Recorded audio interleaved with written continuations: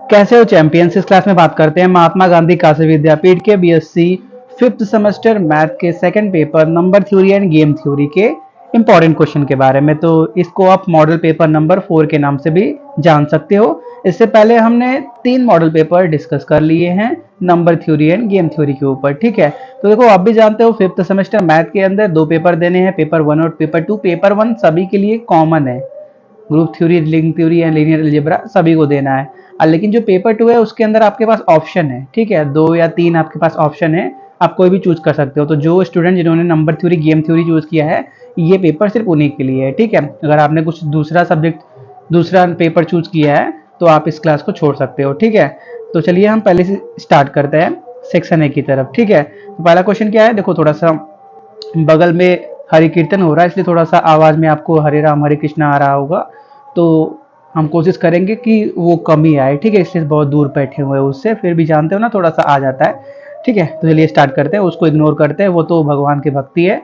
एक दिन का काम है, 24 घंटे हरि कीर्तन होते हैं, 24 घंटे भगवान का नाम ले लो और उसके बाद तो ठीक है, अपनी पढ़ाई तो हमेशा होती रहेगी। ठीक है, पहला, use Euclidean algorithm to find integers x and y satisfy the relation GCD 5672 is equal to 56x plus 72y। ठीक है, यहाँ पे दिख नहीं रहा था ना, थोड़ा सा कट जा रहा था यहाँ पे y, इसलिए पूरा काट दिया इसको। ठीक है, तो ये है कि ग्रेटेस्ट कॉमन डिवाइजर 5672 का 56x प्लस 72y के बराबर है, तो ये x और y का वैल्यू फाइंड करा यूजिंग इंक्लूड डिवीजन एल्गोरिदम। ठीक है, तो यहाँ पे देखो 56 क्या है, 72 से कम है, तो हम क्या करेंगे, by Euclid division lemma a is equal to B Q plus r होता है ना, a is equal to B Q plus r, उसी फॉर्म में इसको ब्रेक करेंगे। ठीक है, थोड़ा सा रफ का वर्क देख लो। 56 को पहले क्या करोगे, 72 से डिवाइड करोगे, 16 बचेगा, फिर 16 एचसीएफ निकालना जानते हो ना,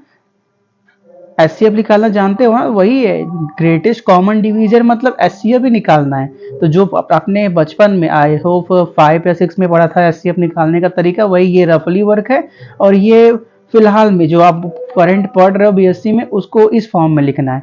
9-10 में भी हम ऐसे करते थे, ये बात आपको याद हो रहा है? हाँ याद हो रहा है, चलो कोई बात नहीं, वही बात है, बस थोड़े से नए नए चीजें इंट्रोड्यूस हो गई है। यहाँ पे एक्स और वाई वेरिएबल फाइंड करना है और सभी कॉन्सेप्ट पुराने ही है। ठीक है, हम क्या करते थे, एचसीएफ निकालते टाइम डिवाइड करते सॉरी हम क्या करते थे, एचसीएफ निकालते टाइम डिवाइड करते थे। पहले जो छोटा है उसको यहाँ पे रखते थे, बड़े वाले को डिवाइड करते थे, अगर रिमाइंडर बचता था तो रिमाइंडर से फर्दर क्या करते थे, इसको डिवाइड करते थे। ठीक है, 56 को डिवाइड करेंगे, फिर रिमाइंडर बच रहा है तो 16 को डिवाइड करेंगे, इस बार रिमाइंडर 0 आ गया तो अब छोड़ देंगे, तो यहाँ लास्ट में जो आपने बचा, लास्ट में जिससे डिवाइड किया था वही क्या हो जाता है, एचसीएफ हो जाता है। तो एचसीएफ या जिसको आप जीसीडी के नाम से भी जानते हैं, वो क्या हो गया, 8 हो गया।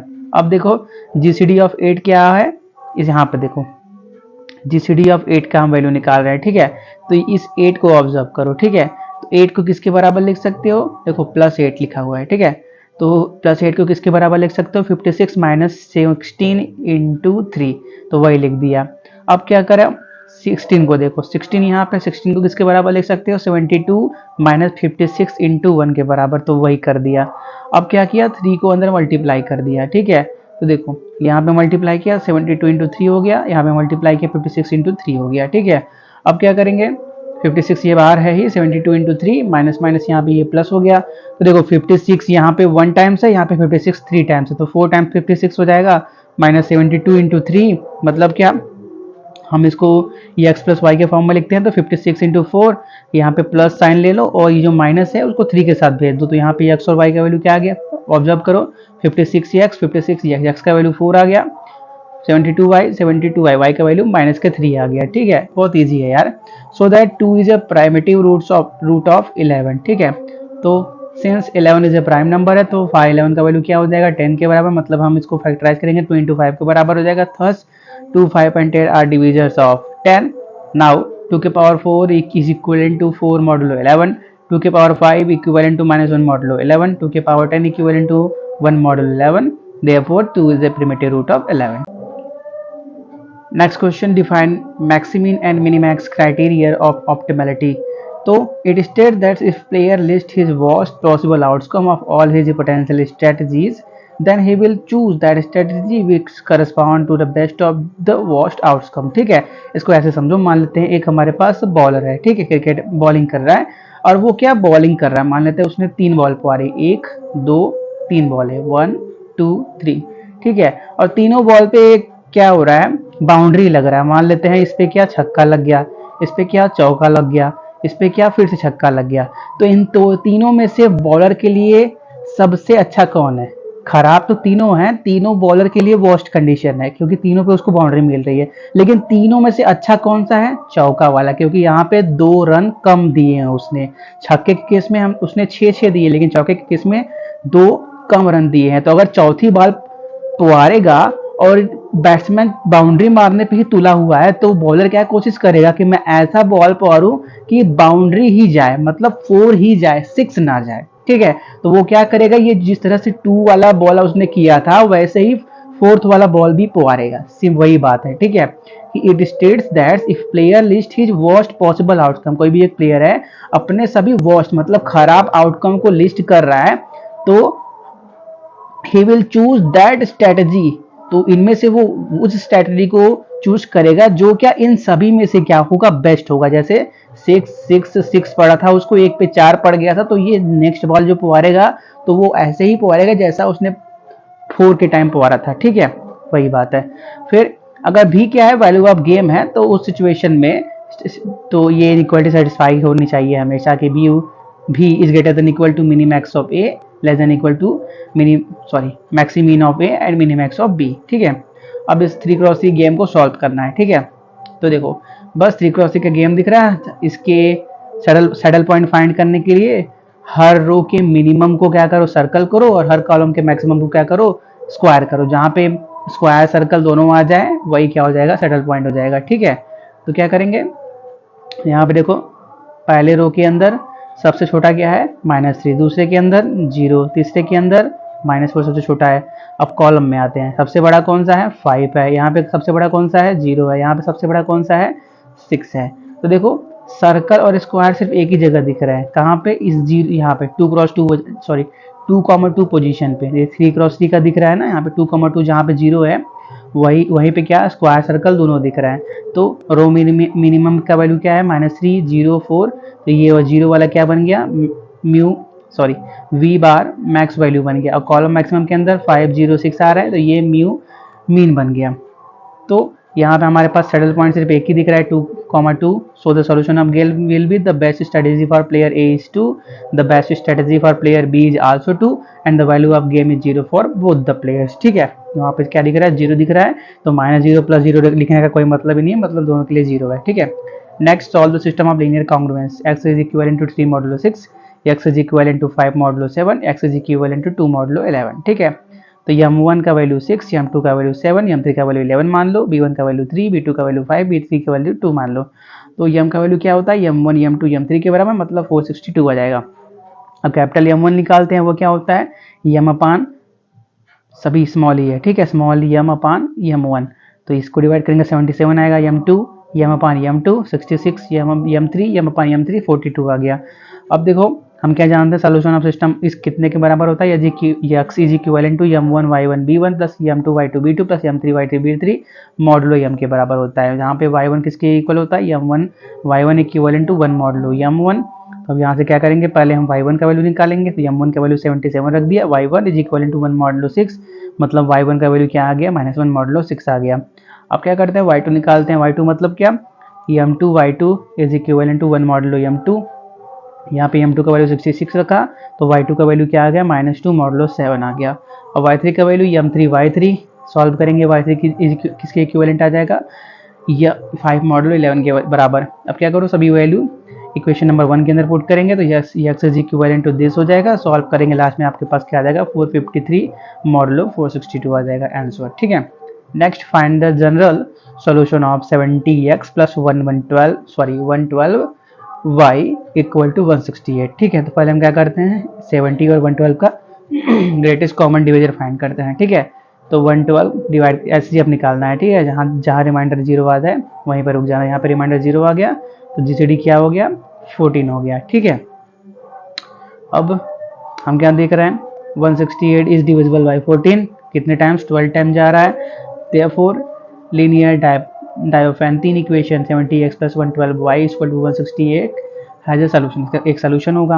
अब क्या करते हैं, 14 को सिंप्लीफाई करते हैं, जैसे हमने उसके यहाँ पे किया था ना, कहाँ गया, एक क्वेश्चन अभी हमने किया था कुछ टाइम पहले, हाँ ये वाला, यही वाला GCD 8 लेके ऐसे उसको एक्सप्रेस किया था ना माइनस माइनस के टर्म में, सेम वही काम करना है यहाँ पे भी, ठीक है। क्या गया, हाँ यहाँ पे वही 14 को पकड़ो, 14 को क्या लिख सकते हो, 48 माइनस 28, 48 माइनस 28 इंटू 1 लिखो, कोई मतलब नहीं, इंटू 1 लिखो चाहे मत लिखो, मल्टीप्लाई होकर 28 इंटू 1 मतलब 1 ही हो, 28 ही होने वाला है। अब क्या करो, 28 को क्या लिख सकते हो, 70 माइनस 42 वहाँ पे देख लेना ऊपर, मतलब क्या है यहाँ पे 42 यहाँ पे भी है, 42 यहाँ पे ही है, तो 2 टाइम्स 42 हो गया और माइनस के 70 हो गया। अब क्या, एक सेकेंड, हाँ चलो, तो क्या हो गया 2 टाइम्स, अब 42 को क्या लिख सकते हो, 112 माइनस 70 तो है ही, तो 14 किसके इक्विवेलेंट हो गया, 2 टाइम्स ऑफ 112, अब 2 को अंदर में मल्टीप्लाई करेंगे, 2 टाइम्स ऑफ 70 माइनस के 70, तो माइनस 2 टाइम्स 70, 3 टाइम्स 17 हो जाएगा। अब क्या करो, 12 दोनों साइड मल्टीप्लाई कर देते हैं, दोनों साइड मल्टीप्लाई कर देंगे तो ये आ जाएगा, तो 168 is equal to 24 into 112 minus 36 into 70 आ गया, तो y नॉट का वैल्यू 24 और x नॉट का वैल्यू 36 आ गया।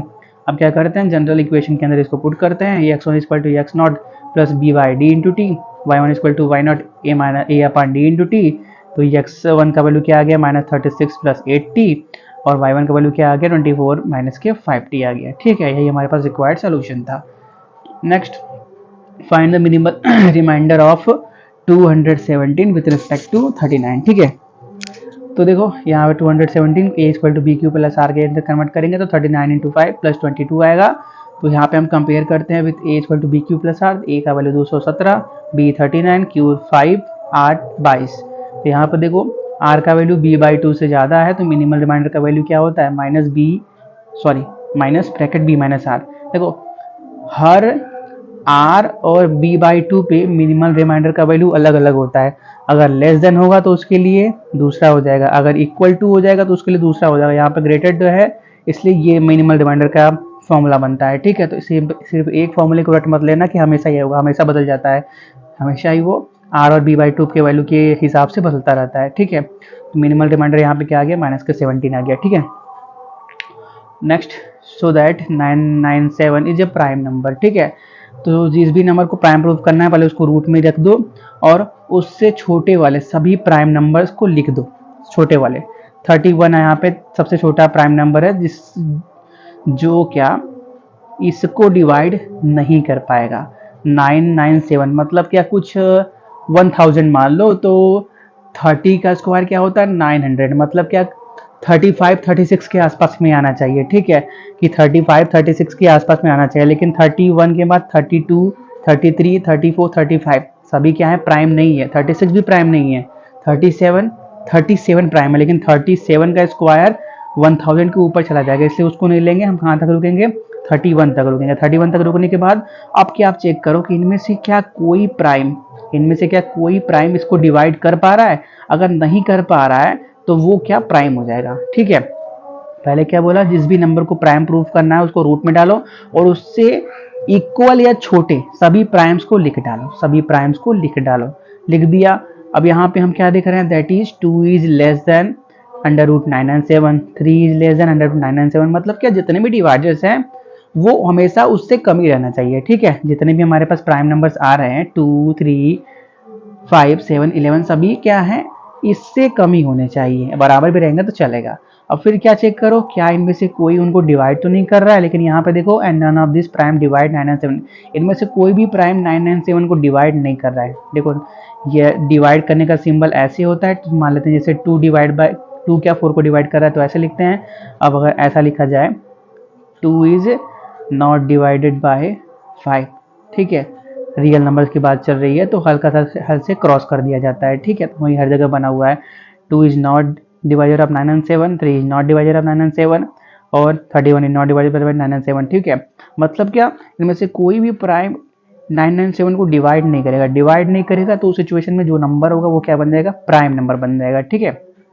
Next, explain dominance property with rules of dominance. तो in a game theory the dominance property states that if one strategy consistently provides a better outcome for a player than another strategy regarded of the opponent choice, then the inferior strategy can be eliminated because it is dominated by the superior one। इसके कुछ rules होते हैं rules of dominance के। पहला, comparison of outcome to determine dominance, compare the payoffs of each strategy against every possible strategy of the opponent। Next, strict dominance, a strategy strictly dominates another if it is always provide a higher payoff for the player no matter what the opponent chooses। Next, weak dominance, though a strategy weak dominates another if it provide either the same or a higher payoff in every situation with a strictly higher payoff in at least one scenario। Next, elimination process, so when a strategy is dominated it can be removed from the decision making process because it is never optional to choose it। ठीक है। Next, find primitive roots of 6 and 15। तो पहले हम 6 का primitive roots निकालते हैं। तो since 5 6 equal to 5 2 into 3 मतलब क्या 5 2 इंटू 5 3 मतलब 2 माइनस 1 इंटू 3 माइनस 1 मतलब क्या 2 आ गया। Hence 2 is the only divisor of 5 6। Then 2 के पावर 2 इक्वल टू 4 मॉडुलो 6, 3 के पावर 2 इक्वल टू 3 मॉडुलो 6, 4 के पावर 2 इक्वल टू 4 मॉडुलो 6, 5 के power 2 equal to 1 modulo 6। Thus 5 is the only primitive roots of 6। अब क्या करते हैं 5 15 का प्रिमिटिव रूट्स निकालते हैं। तो सिंस 5 15 को क्या लिख सकते हैं 5 3 इंटू 5 मतलब 5 3 इंटू 5 5 मतलब क्या 3 माइनस 1 इंटू 5 माइनस 1 मतलब क्या 8 मतलब क्या 2 के पावर 3। तो थर्स 2 is the only prime divisors of 5 15। Now possible को primes of 15 are 1 2 4 7 8 11 13 14। Now possible primitive roots are 2 7 11 and 13। Then 2 के पावर 4 equivalent to 1 modulo 15, 2 के 4 के पावर 2 equivalent to 1 modulo 15, 7 के पावर 4 equivalent to 1 modulo 15, 11 के power 2 equivalent to 1 modulo 15, 13 के power 4 equivalent to 1 modulo 15। Therefore there exist no primitive roots of 15। ठीक है। Next, express 47 as the sum of 4 squares if 6 into 47 का value 12 square plus 8 square plus 7 square plus 5 square दे रखा है। ठीक है। तो चलो पहले जहाँ जो दे रखा है उसे से स्टार्ट करते हैं। सिंस 6 इंटू 47 इतना दे रखा है तो करते क्या है इसको पहले a प्लस बी के स्क्वायर की तरह ओपन करते हैं। तो 6 इंटू 47 को ऐसा लिख सकते हैं, इसको साथ में कर लो, इनको साथ में कर लो। तो हाफ 12 प्लस 8 का होल स्क्वायर प्लस 12 माइनस 8 का whole square plus half 7 plus 5 का होल स्क्वायर प्लस 7 माइनस 5 का होल स्क्वायर। अब क्या करो इस 6 में क्या कर लो 6 है ना इसको 2 इंटू 3 लिख लो। तो 3 यहाँ पे बचा हुआ है और 2 जो बचा हुआ है उसको डिवाइड कर दो। ठीक है। और डिवाइड करने के बाद अंदर कर दो। तो पहले सिंगल 2 था अंदर जाएगा तो 4 हो जाएगा। तो 4 जब यहाँ पे नीचे चला गया तो देखो स्क्वायर बना हुआ है ना, बाहर आएगा तो 4 ही बाहर आएगा। तो यहाँ पे ये हो गया, यहाँ पे ये, यहाँ पे यहाँ पे ये हो गया। अब क्या करते हैं इसको सिंप्लीफाई कर दो। 12 प्लस 8 20/2 10, 12 माइनस 8 4/2 2, 7 प्लस 5 12/2 6, 7 माइनस 5 2/2 1, इतना हो गया। अब देखो क्या दोनों साइड 3 से मल्टीप्लाई कर दो। तो यहाँ पे क्या होने वाला 3 का square equal 3 square into 47 equal to ये इंटू 3 हो जाने वाला है। अब क्या करो इसको वैसे रहने दो। इस 3 को क्या लिखो 1 स्क्वायर प्लस माइनस 1 का square plus 0 square plus 1 square. ऐसा क्यों कर रहा है क्योंकि हमको ये फॉर्मूला मालूम है, हमने शायद मॉडल पेपर 2 या पहले के अंदर भी ऐसे एक क्वेश्चन किए थे कि अगर हमारे पास किसी भी नंबर को सम ऑफ 4 रूट के अंदर लिखना है तो हम इस फॉर्मूले का यूज करते हैं a square plus b square plus c square plus d square into e square plus f square plus g square plus h square. वो आपका इतने के बराबर होता है, 1 2 3 टर्म्स के अंदर ब्रेक होता है। ठीक है। इसको यहाँ पे दोबारा नहीं समझाएंगे, वहाँ पे हमने बताया था। बस क्या करो चारों टर्म्स को क्या करो ब्रेक करो तो क्या मिलेगा आपको यहाँ पे 1 2 3 और 4 टर्म्स मिल जाएंगे। लास्ट में सिंप्लीफाई करोगे तो 3 स्क्वायर इंटू 47 इतने के अंदर कन्वर्ट हो जाएगा। 3 स्क्वायर से डिवाइड कर दो तो हर जगह यहाँ पे ऐसे ऐसे कन्वर्ट हो जाएगा। मतलब क्या 3 square plus 2 square plus 3 square plus 5 square जो क्या रिक्वायर्ड रिजल्ट है। ठीक है। तो इस क्लास को हम यहीं पर रोकते हैं। तब तक के लिए thanks for watching, have a nice day.